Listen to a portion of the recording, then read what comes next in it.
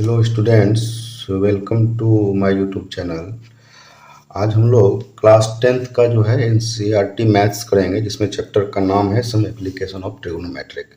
इसका सबसे पहले इसका कॉन्सेप्ट देखेंगे। इसमें जो होता है एंगल ऑफ एलिवेशन क्या होता है, एंगल ऑफ एलिवेशन क्या होता है, एंगल ऑफ डिप्रेशन क्या होता है। मान के चलो कोई मीनार है, मान के चलो एक एग्जाम्पल ले, कोई मीनार, कुतुब मीनार एग्जाम्पल ले लिया। अगर कुतुब मीनार का हाइट नापना है बिना उस पर चढ़े हुए, तो उसका हाइट हम लोग कैसे मेजर कर सकते हैं। कोई एक बिल्डिंग इधर है और एक बिल्डिंग इधर है, बीच से नदी जा रहा है, तो दोनों के बीच का डिस्टेंस मेजर करना है, तो उसको हम लोग कैसे कर सकते हैं। ये सब चीज़ हम लोग इस कॉन्सेप्ट, इस चैप्टर का अभी आज जो है कॉन्सेप्ट सीखेंगे। इसके बाद फिर हम लोग इसके बाद एक्सरसाइज सॉल्व करेंगे। तो सबसे पहले हम लोग कॉन्सेप्ट सीखते हैं, इसके बाद फिर एक्सरसाइज सॉल्व करेंगे। तो चलिए देर नहीं करते, हम लोग कॉन्सेप्ट की ओर बढ़ते हैं। इसमें जो फर्स्ट कॉन्सेप्ट है हमारा, फर्स्ट कॉन्सेप्ट है हमको एंगल ऑफ एलिवेशन के बारे में जानना। एंगल ऑफ एलिवेशन क्या होता है।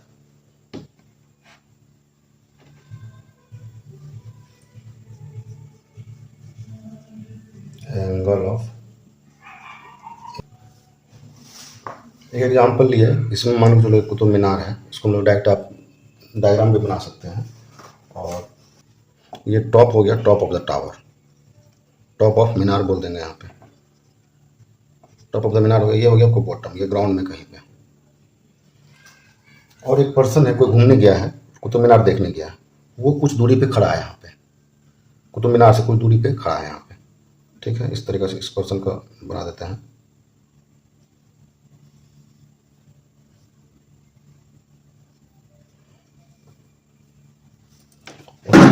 और ये देख रहा है आपको यहाँ पे कुतुब मीनार का टॉप को, टॉप ऑफ द मीनार, इसको लिख देंगे टॉप ऑफ द मीनार। ये टॉप ऑफ द मीनार है, तो कुतुब मीनार देख रहा है।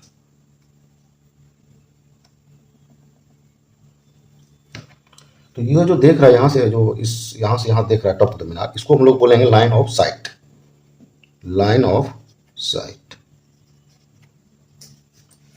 और जो इसका हॉरिजॉन्टल के साथ जो एंगल बनेगा, ये एंगल, ये तो हॉरिजॉन्टल लाइन हो गया, इसको हम लोग लिख देंगे हॉरिजॉन्टल लाइन।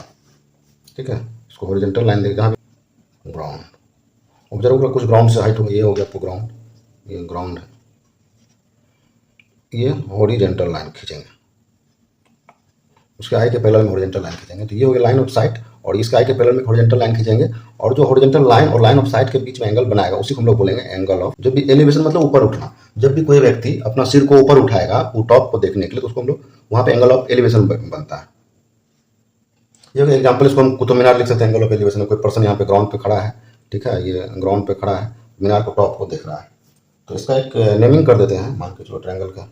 और ये जो है, ये जो हाइट है, हॉरिजॉन्टल लाइन से हाइट खींचा है वो, तो इसमें क्या हो गया, सी डी जो हो गया, सी डी क्या हो गया हमारा, ये एग्जाम्पल ले लिए कुतुब मीनार है, कुतुब कुतुब मीनार, कुतुब मीनार का हाइट फाइंड करना। यहाँ पे बिना गए तो हमको क्या क्या पता होना चाहिए। अगर ये डिस्टेंस पता हो जाता है कि ये पर्सन जो है मीनार से कितना दूरी पे खड़ा है, और एंगल ऑफ एलिवेशन पता चल जाएगा, तो हमको हाइट निकल जाएगा। कोई भी ट्रिग्नोमेट्रिक रेशियो निकाल देंगे, जो भी सुटेबल होगा, साइन लगेगा, कॉस, टेन, जो भी सुटेबल होगा। अगर पी और बी में रिलेशन आएगा, इसके एंगल ऑफ एलिवेशन, इसके हिसाब से परपेंडिकुलर ये हो गया, और एडजेसेंट साइड होगा तो ये बेस हो गया, तो पी और बी में रिलेशन आएगा तो 10 का रिलेशन लगा देंगे। तो 10 का रिलेशन लगाने से जो भी मेरा आएगा, उसके हिसाब से ये हाइट पता चल जाएगा। फिर ये पर्सन का हाइट जोड़ देंगे और प्लस ये हाइट जोड़ देंगे, दोनों हाइट मिला करके मेरा एंगल ऑफ एलिवेशन हो जाएगा।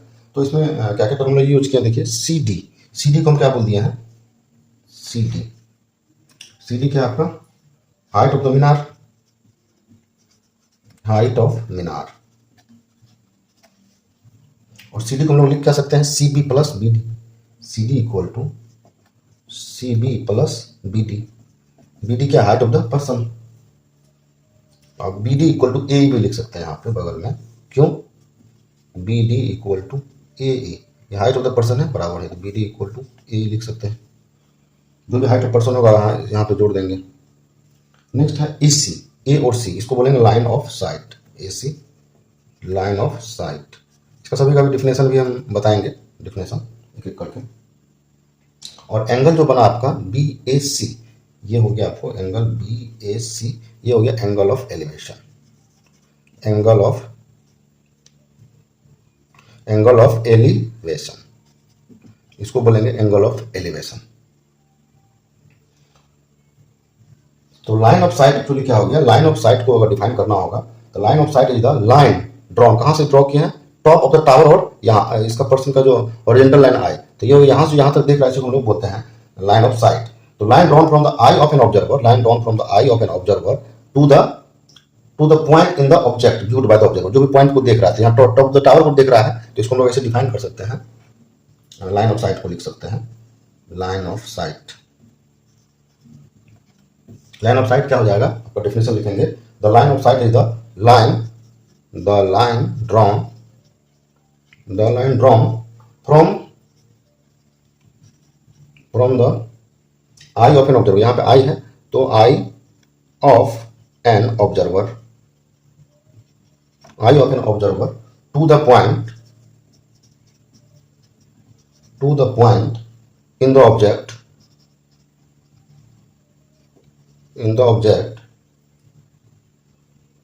viewed by the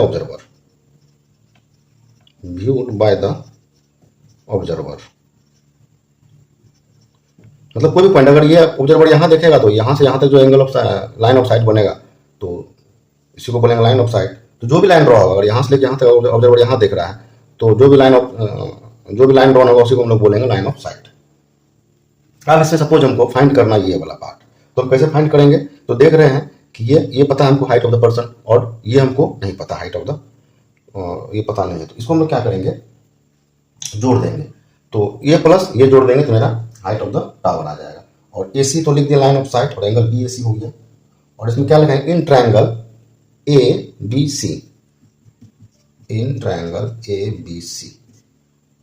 ये ओरिजिनल डिस्टेंस पता है और ये एंगल ऑफ एलिवेशन पता है, तो इसको एंगल ये तो इसको 10A ले लेंगे, 10A equal to P upon B, perpendicular हो गया क्योंकि रेफरेंस एंगल के सामने की साइड को परपेंडिकुलर बोलते हैं और उसका एडजेसेंट साइड को बेस बोलते हैं, और ये 90 डिग्री साइड को हमेशा हाइपोटेन्यूस बोलते हैं। तो P अपॉन B, 10A क्या होगा, P अपॉन B, P क्या हमारा CB अपॉन AB, तो इसको लिखेंगे CB अपॉन AB, नेमिंग दिया हुआ, ये बेस है, ये परपेंडिकुलर, तो ये हमारा 10A के हिसाब से हम निकाल देंगे, और हमें इसमें AB पता है, तो 10A जो भी 60 डिग्री 30 डिग्री जो भी वैल्यू रहेगा वो वैल्यू पुट कर देंगे तो हमको CB पता चल जाएगा। तो एंगल ये तो हो गया हमारा लाइन ऑफ साइट, समझ गए। अब एंगल ऑफ एलिवेशन को जो डिफाइन करेंगे, तो एंगल अबव द हॉरिजॉन्टल या angle form between line of site and the horizontal line, इसको लिख देंगे एंगल ऑफ एलिवेशन को, यहाँ पे एंगल फॉर्म बिटवीन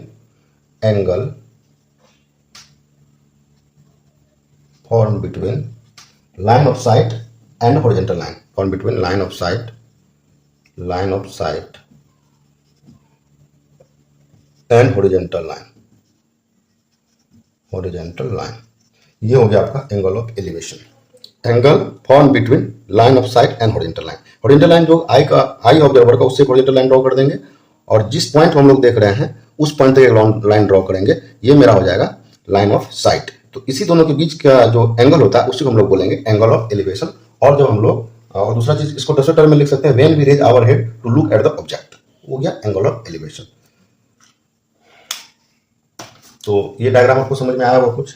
अब नेक्स्ट हम लोग डायग्राम देखते हैं, एंगल ऑफ डिप्रेशन वाला डायग्राम। इसमें थोड़ा और एक हॉरिजॉन्टल लाइन है, और यहाँ पे कोई मान के चलिए पतंग का डायग्राम बना दिए, काइट उड़ रहा है यहाँ आकाश में, तो यहाँ से कोई बच्चा यहाँ खड़ा होकर के देख रहा है, तो लाइन ऑफ साइट ये हॉरिजॉन्टल लाइन हो गया, और यहाँ से यहाँ देख रहा है, इस दोनों के बीच में जो एंगल बना इसी को बोलेंगे angle of elevation.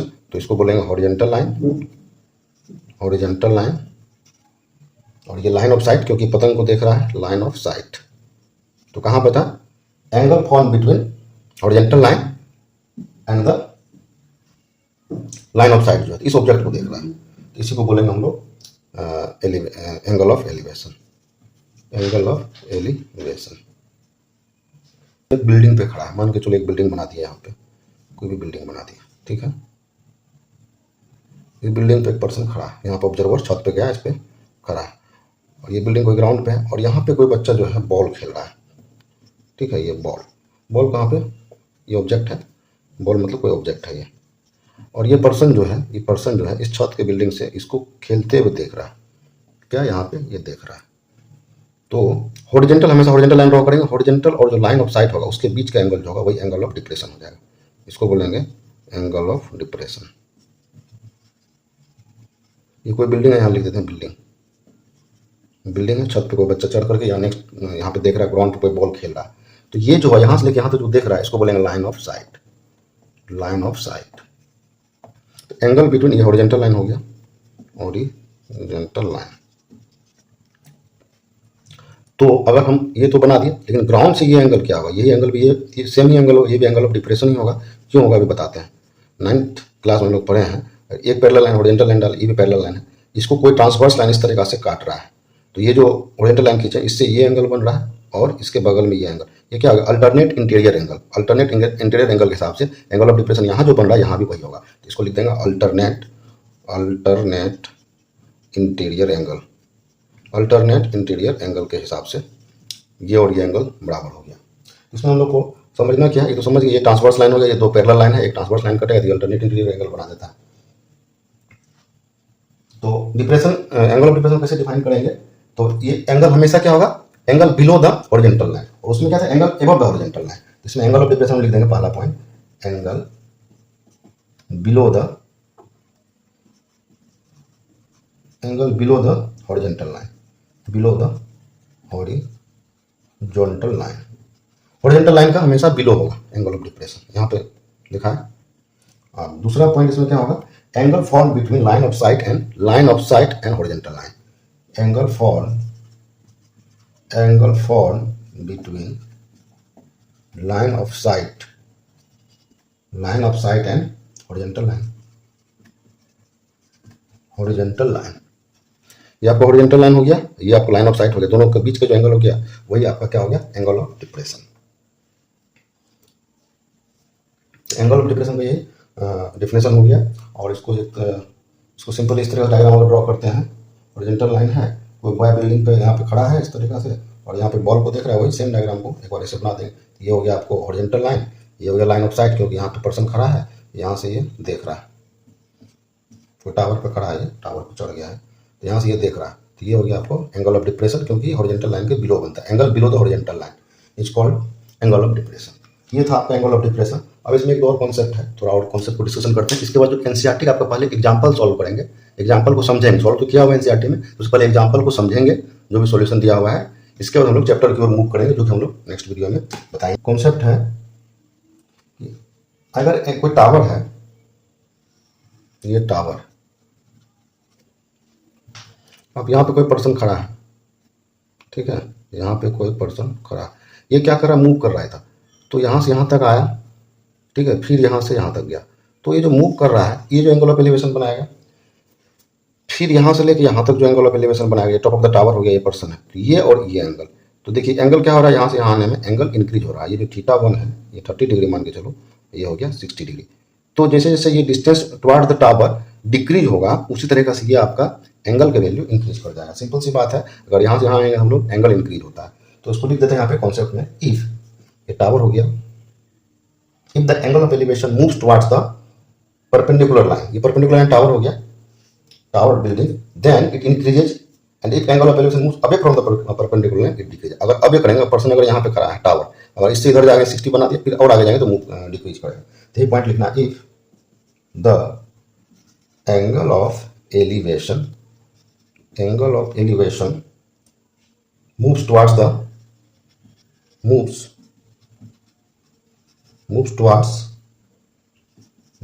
perpendicular line, perpendicular हम ये सिंबल दिखाते हैं, परपेंडिकुलर लाइन, ठीक है। परपेंडिकुलर लाइन में क्या हो सकता है, टावर हो सकता है या बिल्डिंग हो सकता है, देन इट इंक्रीजेज, तो ये क्या हो जाएगा, आपको बढ़ जाएगा 30 डिग्री से इधर टावर की ओर मूव करेंगे, तो ये एंगल ऑफ एलिवेशन इंक्रीज कर जाएगा। इसी का वाइस वर्सा करेंगे, if the angle of elevation, ये कॉन्सेप्ट बता रहे हैं, कोई भी एक क्वेश्चन आएगा तो उसमें कैसे सोचेंगे, थिंकिंग प्रोसेस हमारा डेवलप होगा। If the angle of elevation moves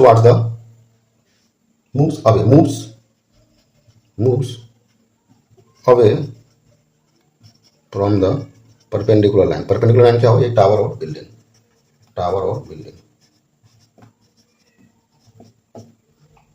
then it decreases. इसी फिगर को यहाँ बना लीजिए, कोई पर्सन यहाँ था टावर के एकदम समीप में और क्या क्या ये मूव करने लगा, तो ये अगर 60 डिग्री था, यहाँ जाते जाते ये 30 डिग्री हो जाएगा। स्लोप भी देख सकते हैं, इसका ज़्यादा ढल गया तो एंगल कम हो जाएगा। ये था हमारा कॉन्सेप्ट। अब हम लोग इसका एग्जाम्पल पे मूव करेंगे। एक और कॉन्सेप्ट समझ लेते हैं इसके बाद एग्जाम्पल। अगर कोई टावर है पहले टावर है, अगर इसका हाइट डबल कर देंगे, यहाँ तक टावर था, इसका हाइट को हम लोग क्या कर दिए, डबल कर दिए, और कोई ऑब्जर्वर यहाँ पे खड़ा हुआ तो ये भी आपका डबल हो जाएगा। तो ये जो एंगल ऑफ एलिवेशन बना, दोनों क्या होगा, हमेशा सेम। अगर ये अल्फा बना तो ये भी अल्फा रहेगा। तो कुछ भी एंगल यहाँ पे वैल्यू दिया रहेगा, इसका डिस्टेंस अगर x है और ये डिस्टेंस y है, आप क्या कर दिए, x से हम लोग इसको 2x कर दिए, x की वैल्यू मान लिए। उसी तरह से ये y था, y से हम लोग 2y कर दिए, डिस्टेंस दोगुना कर दिया। मतलब इस तरीके से करेंगे तो मेरा एंगल ऑफ एलिवेशन में कोई चेंजेस नहीं होगा। तो यहाँ पे कॉन्सेप्ट करके लिख लीजिए, स्टार मार्क करके। If the height of the tower is double, मतलब यहाँ से लेके यहाँ तक डबल हो गया, ये x ये भी x, टोटल डबल हो गया। Height of the tower is double and distance between the observer and foot of the tower is also double. Distance between observer, ये ऑब्जर्वर है यहाँ पे, observer and foot of the tower है, observer and foot of the tower को भी double कर दिया जाता है, मतलब ये है, ये भी y हो गया, टोटल 2y हो गया। Then angle of elevation remains the same. Angle of elevation क्या होगा, रिमेन्स द सेम। आप इसको पॉइंट बना के लिख लीजिए। If the height of tower is double, the height of tower is double and the distance between the observer and foot of tower is also double,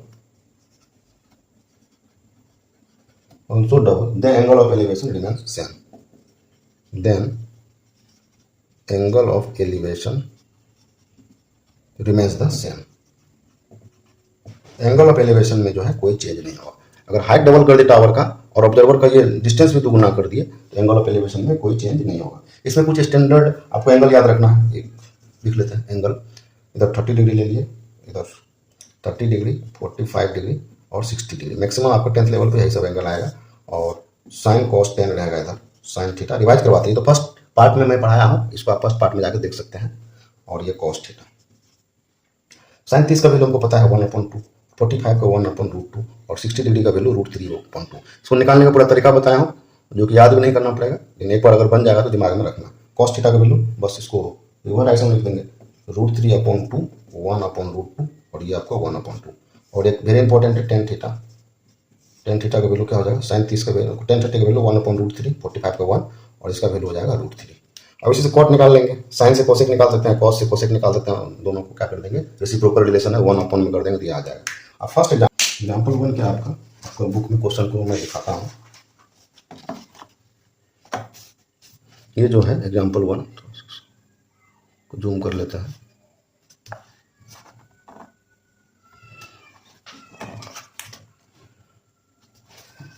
A tower stands vertically on the ground. एक tower को दिखाया गया है जो कि ground पे है, ठीक है, which is 15 metre away from the foot of the tower. एक टावर बना लिया, यहाँ डायग्राम, एक टावर बना लेंगे और वो 15 मीटर अवे है। आपका टावर है, टावर से 15 मीटर अवे ऑब्जर्वर है।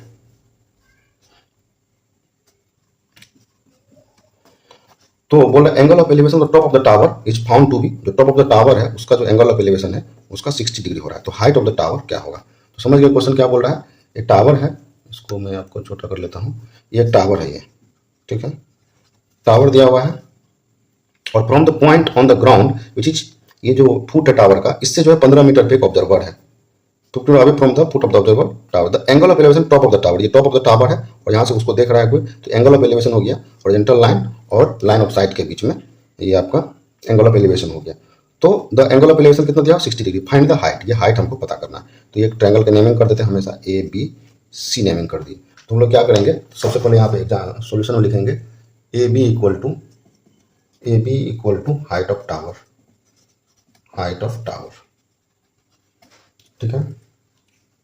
और CB जो है, CB distance of the point from the tower, distance of a point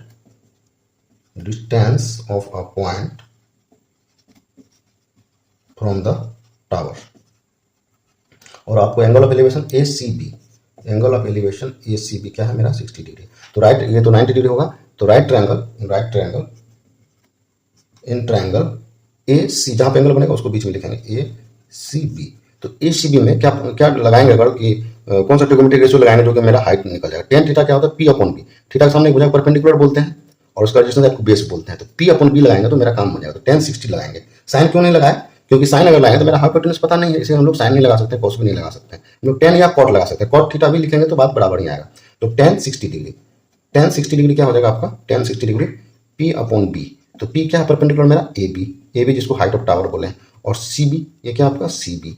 तो ए बी को एच लिखे हैं और सी बी को 15 लिखे हैं। और 1060 का वैल्यू क्या होता है √3 होता है एच अपॉन 15। तो इसका वैल्यू क्या आ गया आपका 15√3।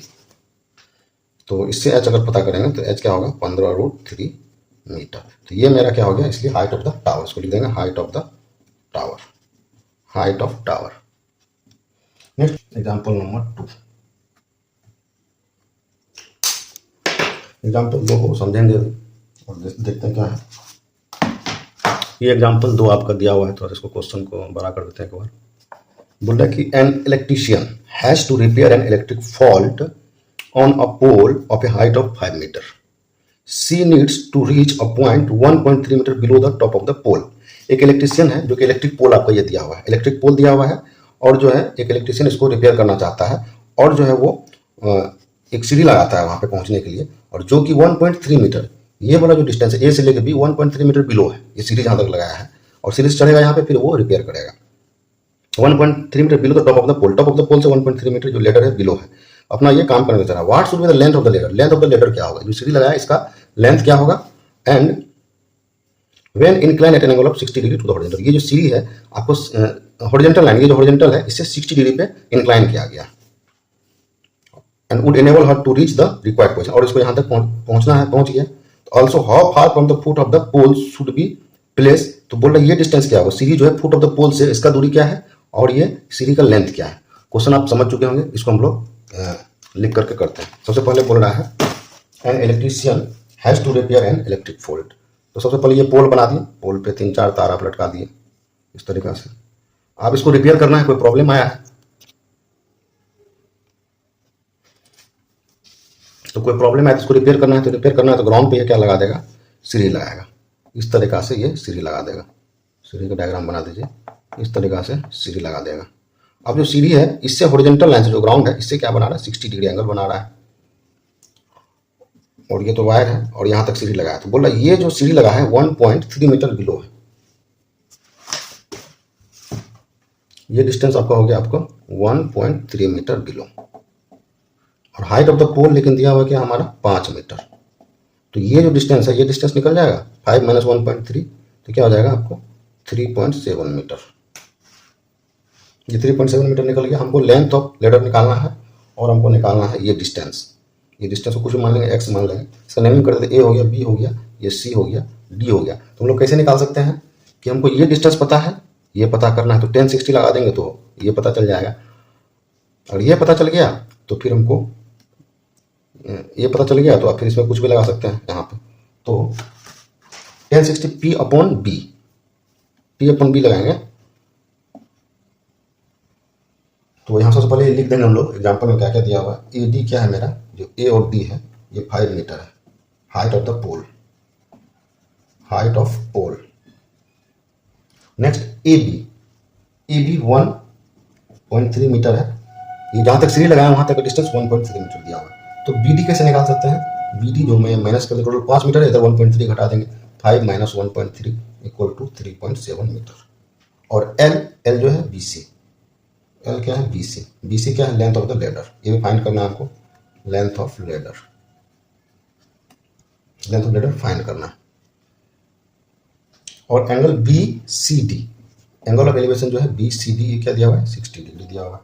तो हम लोग in triangle B C D, तो एक तो हमको बी सी पता करना है, ये बी सी पता करना और सी डी भी पता करना है। In triangle B C D में अगर हमको बी डी तो पता है और बी सी फाइंड करना है, तो क्या हो जाएगा, साइन 60 लगा देंगे। साइन 60 90 डिग्री सामने साइड हाइपोटेन्यूज बोलते हैं और ये हो गया परपेंडिकुलर। साइन थीटा बराबर क्या होता है, पी अपॉन एच। तो पी क्या है हमारा, B D, B D upon H क्या है, बी सी। तो साइन 60 डिग्री का वैल्यू होता है √3/2। परपेंडिकुलर का वैल्यू कितना दिया हुआ है, 3.7। और बी सी का वैल्यू क्या दिया हुआ, ये एल। तो एल ही तुमको पता करना है। तो एल क्या हो जाएगा हमारा, इस यहाँ से एल बराबर सॉल्व करेंगे। √3 का वैल्यू आपको क्वेश्चन में दिया हुआ है 1.73। तो एल का पता करेंगे तो L equal to 3.7 into 2 divided by √3। ये आपको सॉल्व करेंगे तो 4.28 मीटर आ जाएगा, मतलब लेंथ ऑफ द लेडर। ये क्या होगा, length of the ladder, length of ladder. अब हमको निकालना है ये कितना डिस्टेंस पे ये लगा हुआ है। तो 9, तो डिस्टेंस निकालना है तो ये पता है 1060 लगा देंगे, तो पी अपॉन पी। तो 9 1060 इन ट्रायंगल, वही सेम ट्रायंगल होगा बी सी डी। तो 1060 डिग्री, टेन थीटा बराबर P upon B, P upon B लिख देंगे। पी क्या हमारा, B D, P upon B, ये सी डी लिख देंगे। हमको सी डी में पता करना है। तो 1060 का वैल्यू होता है √3 अपॉन बी डी हमको पता है 3.7 अपॉन सी डी का वैल्यू एक्स है। इससे एक्स का वैल्यू निकल जाएगा कितना, 3.7 अपॉन √3। इसको √3 का वैल्यू 1.73 पुट करेंगे तो इसका वैल्यू आ जाएगा 2.14 मीटर आंसर। तो she should place the foot, she should place the foot of the ladder, ये फुट ऑफ द लेडर है, at a distance of 2.1 metre from the pole. आप लास्ट लाइन ये भी ले सकते हैं, ये आपका आंसर हो गया। एग्जाम्पल 2 सॉल्व कर लिया। अब हम लोग एग्जाम्पल 3 को मूव करेंगे। तो चलिए एग्जाम्पल 3 समझते हैं। एग्जाम्पल 3 क्या बोल रहा है कि एन ऑब्जर्वर 1.5 मीटर टॉल, एक ऑब्जर्वर है जो कि 1.5 मीटर टॉल है, is 28.5 metre away from the chimney. एक कोई चिमनी है, इस चिमनी से ये 28.5 मीटर अवे है ऑब्जर्वर यहाँ पे। तो ये क्या देख रहा है, ऑब्जर्वर देख रहा है टॉप ऑफ द चिमनी को। तो ये टॉप ऑफ द चिमनी मतलब अपना सिर को ऊपर उठाना पड़ेगा। तो सिर को जैसे ऊपर उठाएंगे, ये आपका हो गया एंगल ऑफ एलिवेशन। तो the angle of elevation of the top of the chimney from her eye is 45 degree दिया। What is the height of the chimney, हमको चिमनी का हाइट पूछा है। तो इसको सॉल्व कर लेते हैं। एग्जाम्पल 3, ये चिमनी दिया हुआ है, chimney,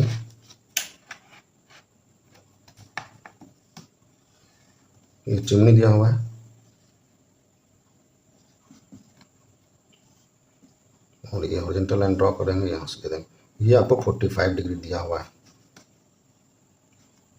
A B C D E. ये हाइट ऑफ द ऑब्जर्वर है और ये 45 डिग्री बना रहा है। तो हमको ये हाइट पता करना है, height of the chimney.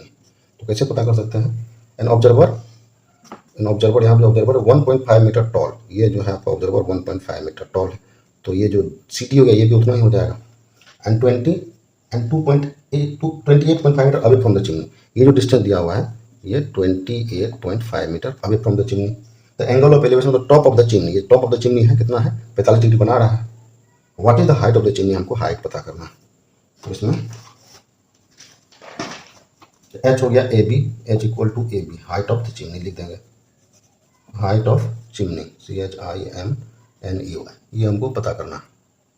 Next C D हो गया आपको height of the observer, height of observer,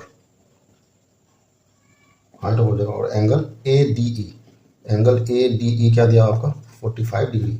हम लोग क्या हमको पता करना है ये हाइट। तो बस इन ट्रायंगल ए डी ई क्या पता कर लेंगे, 1045 लिख देंगे, 1045 डिग्री बराबर ए ई, पी अपॉन बी होता है। तो पी लिख दीजिए, पी अपॉन बी।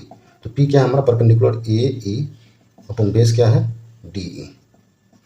तो 1045 का वैल्यू 1 होता है, ए का वैल्यू हमको एच जो पता करना है, डी कितना दिया हुआ है, ये सी बी है तो डी हो जाएगा, ये 28.5 मीटर है। तो हाइट क्या हो गया 28.5 मीटर, यह आंसर। मैंने इसको समझना है। नेक्स्ट हम लोग एग्जाम्पल नंबर 4 की ओर मूव करेंगे। बोल रहा है from a point P on the ground the angle of elevation the top of 10 metre tall building is 30 degree. एक पॉइंट है ग्राउंड पे पी, ठीक है, यहाँ पे आपको डायग्राम भी बनाते रहना साथ साथ।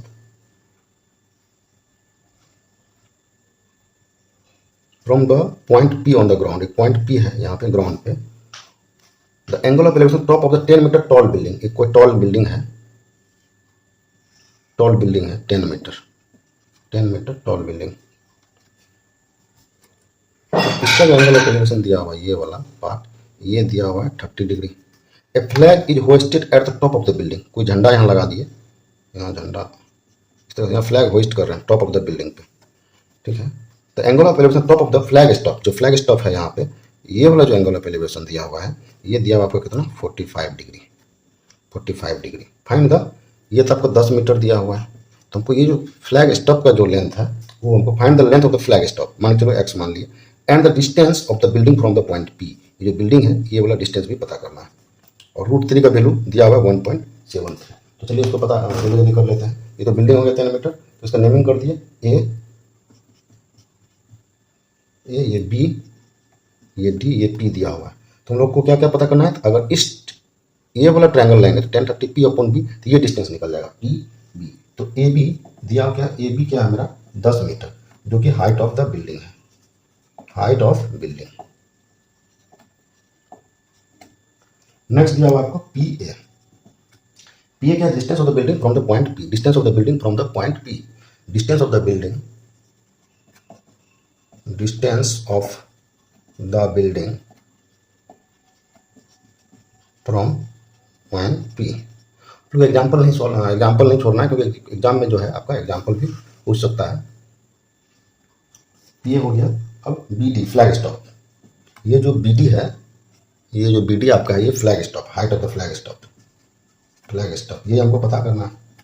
और एंगल, दो एंगल दिया हुआ है, angle A P B, A P B कितना दिया हुआ है, A P B 30 degree, and angle A P D 45 degree दिया हुआ। तो in triangle A P B, A P B, तो क्या लगा देंगे 10 30 डिग्री लगा देंगे, 10 थीटा पी अपॉन बी, तो पी क्या होगा आपका A B upon A P हमको फाइंड करना है, ए बी पता है, ए बी कितना है 10, तो 10 30 का वैल्यू होता है आपको 1/√3, ए बी का वैल्यू 10 दिया हुआ है और ए पी लिखा हुआ, ए पी हमको फाइंड करना है।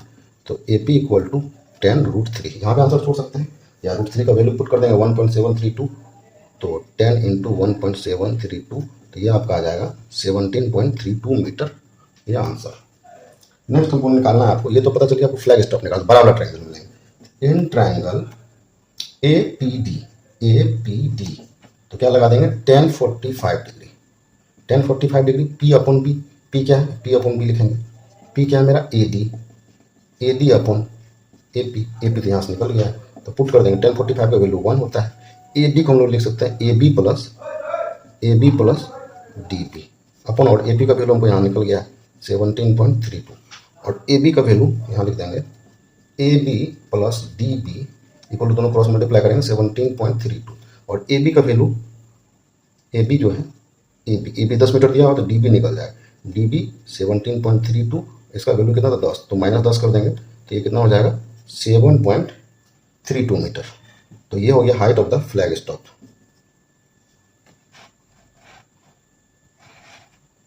ये आपका height of the flag stop, height of flag stop. ये आपका एग्जाम्पल नंबर 4 हो गया। अब हम लोग नेक्स्ट एग्जाम्पल नंबर 5 की ओर मूव करते हैं। ये सॉल्व कर लीजिए इसका एग्जाम्पल नंबर 5, जो कि थोड़ा सा डिफिकल्ट है, उससे डिफिकल्ट 6 है, उससे डिफिकल्ट 7 है, लेकिन एग्जाम्पल नंबर पढ़ेंगे 4 तक पढ़ लें। एग्जाम्पल नंबर 5, तो ये जो 5 है आपको थोड़ा समझना है। बोल रहा the shadow of the tower standing on the level ground is found to be 40 metre longer when the sun's altitude is 30 degree then when it is 60 degree. बोल रहा है कि अगर सन का ये टावर है, कोई टावर दिया हुआ है और इसका जो है, इसका जो शेडो बन रहा है ग्राउंड पे, एक बार 30 डिग्री बन रहा है और फिर 60 डिग्री बन रहा है। ये बोल रहा है कि 40 मीटर लॉन्गर है, किससे, इससे ये वाला पार्ट जो है 40 मीटर लॉन्गर है when it is 60 degree, find the height of the tower. तो सिंपल है, एक टावर दिया हुआ है आपका इस तरीका से,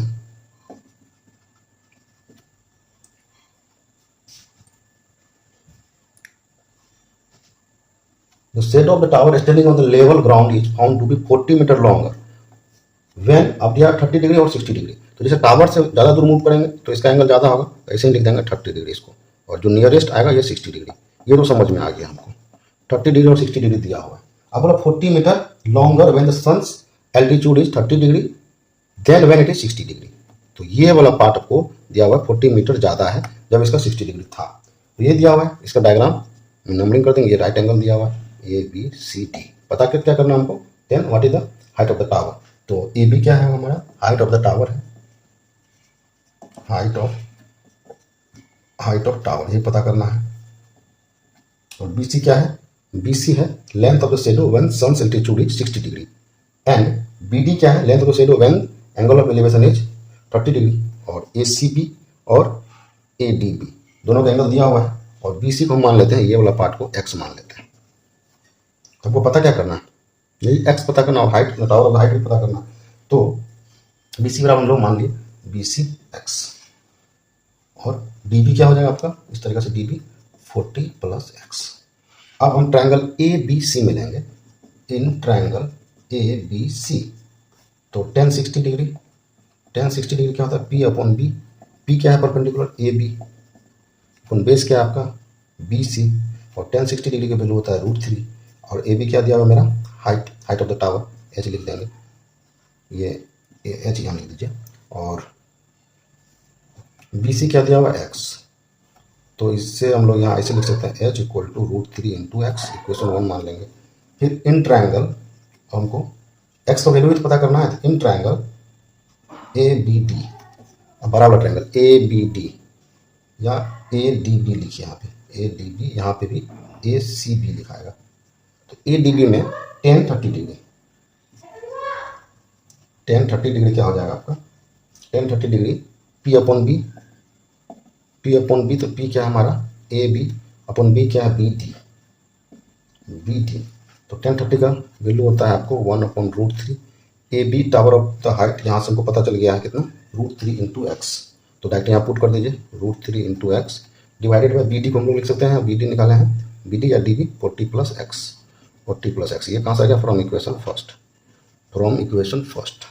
अब इसको सॉल्व कर लेंगे, √3 × 3, √3 हो जाएगा 3x = 40 + x। तो x का वैल्यू क्या हो जाएगा, 3x में से x 2x = 40, x = हो जाएगा आपका 20 मीटर। ये वाला पार्ट मेरा 20 मीटर निकल गया। तो हमको x + 40 निकालना। तो h इससे क्या होगा, हाइट ऑफ टावर क्या दिया हुआ हमारा इक्वेशन 1 से, √3 × x। तो √3 × 20 √3, तो हाइट ऑफ द टावर, इसको लिख सकते हैं हाइट ऑफ टावर। ये क्वेश्चन नंबर 5 कंप्लीट हो गया। आपको क्वेश्चन नंबर 6 देखिए, थोड़ा डिफिकल्ट लगेगा लेकिन एक बार समझा देंगे फिर ही। बोल रहा था angle of depression of the top and bottom of 8 metre tall building from the top of the multi storey building are 30 degree and 45 degree. 30 degree 45 degree दिया हुआ है respectively. Find the height of the multi storeyed building. Multi storeyed building क्या होता है, जिसमें बहुत सारा floor होता है, वो मल्टी स्टोरेड बिल्डिंग हो गया। और एक बिल्डिंग दिया हुआ आपको 8 मीटर टॉल बिल्डिंग, ठीक है, एक साइड दिया हुआ, एक यहाँ डायग्राम बना तो ज़्यादा क्लियर होगा। एक आपका दिया हुआ है 8 मीटर टॉल बिल्डिंग, यहाँ पे लिख देंगे 8 मीटर टॉल बिल्डिंग। और एक दिया हुआ है आपको एक मल्टी स्टोरी टॉल बिल्डिंग, ये हो गया मल्टी स्टोरीड बिल्डिंग हो गया इधर। तो बोल रहा है ये 8 मीटर टॉल बिल्डिंग है, इसका टॉप ये हो गया और उसका ये बॉटम हो गया। तो टॉप और बॉटम से जो है, टॉप से और बॉटम से कितना बना रहा है, 30 डिग्री। टॉप से तो बनाएगा आपका 30 डिग्री और बॉटम से भी बना रहा है कितना, 45 डिग्री। तो इसको कैसे लिखेंगे, ये ड्रॉ करेंगे यहाँ पे, जो बना रहा है इधर से ही देख रहा है ना। तो ये हॉरिजॉन्टल लाइन ये और ये दो एंगल बना, तो एक बना 30 डिग्री और एक बना 45 डिग्री। तो जो ये वाला पार्ट है ये 30 डिग्री है और ये वाला पार्ट जो आपका 45 डिग्री। और height of the multi storey building, इसका नेमिंग कर लीजिए आप, ABCD और ये P है, इधर कुछ Q ले लेंगे। वो पता क्या करना है, ये जो हाइट है PC हाइट, तो ये 8 मीटर टॉल बिल्डिंग, इधर जो हाइट होगा ये AB सेम हो जाएगा, तो यहाँ 8 मीटर लिख देंगे। तो हमको पता करना ओवरऑल हाइट, ये हाइट पता करना H, ठीक है। तो इसमें लिख देंगे PC क्या आपका है, PC मल्टी स्टोरेड बिल्डिंग है। PC जो हाइट H है, multi storeyed building, multi storeyed building. Next क्या आपका AB क्या है, 8 मीटर टॉल बिल्डिंग और ये तो हाइट हो गया आपको। AC क्या हो गया, AC distance between the buildings, ये distance between the buildings. Distance between the buildings. और दो एंगल दिया हुआ है, angle PAC, angle PAC equal to 45 degree दिया हुआ है और angle PBD equal to 30 degree दिया हुआ है। हमको पता करना है हाइट क्या है। हाइट पता करने के लिए हम लोग एक ये वाला ट्रायंगल ले लेंगे PAC इन राइट एंगल ट्रायंगल PAC। तो PAC में क्या होगा, tan 45 degree P upon B। तो P क्या है, P अपॉन B। परपेंडिकुलर क्या होगा आपका PC अपन बेस क्या होगा AC। और tan 45 डिग्री का वैल्यू 1 होता है। PC हमको पता नहीं है तो PC लिख दिए अपॉन AC भी पता नहीं है। तो इससे क्या हो जाएगा, PC equal to AC। So equation 1 ले लेंगे। फिर in right angle triangle PBD, तो इसमें tan 30 लगा देंगे। tan 30 हो जाएगा आपको P अपॉन B। तो P अपन परपेंडिकुलर अपन बेस, परपेंडिकुलर क्या है PD अपॉन BD। तो इससे tan 30 का वैल्यू होगा आपका 1/√3 equal to PD upon BD लिख देंगे यहाँ पे, PD अपॉन BD। तो एक रिलेशन निकल जाएगा आपका PD और BD में, BD equal to √3 into PD। इसको इक्वेशन 2 मान लीजिए। तो और ये PC बराबर क्या हो जाएगा, PC बराबर CD प्लस इतना। ऑल्सो PC इक्वल टू क्या है, PD प्लस DC। तो PD प्लस DC और PC किसके बराबर है, PC रहने दीजिए। PC बराबर यहाँ हमारा इक्वेशन निकला AC। तो PC बराबर AC लिख सकते हैं। तो PD plus DC equal to PC। तो PC की जगह हम लोग AC लिख सकते हैं, AC equal to PD plus DC। क्योंकि यहाँ पे लिख देंगे AC बराबर BD, AC और BD बराबर है, ये लिख देंगे एंड DC बराबर AB, DC बराबर AB बराबर 8 मीटर। ठीक है, तो PD प्लस DC का वैल्यू कितना है हमारा 8 इक्वल टू BD। और इसका वैल्यू पुट कर देंगे BD का वैल्यू हमारा आया है √3 इंटू PD। कहाँ से आया, फ्रॉम इक्वेशन सेकेंड। तो इसको सॉल्व करेंगे, यहाँ पे PD यहाँ पे PD, इसको सॉल्व करेंगे तो PD का जो फाइनल वैल्यू आएगा, इसको थोड़ा ऊपर में रफ करते हैं, यहाँ पे ये वाला पार्ट को रफ करते हैं।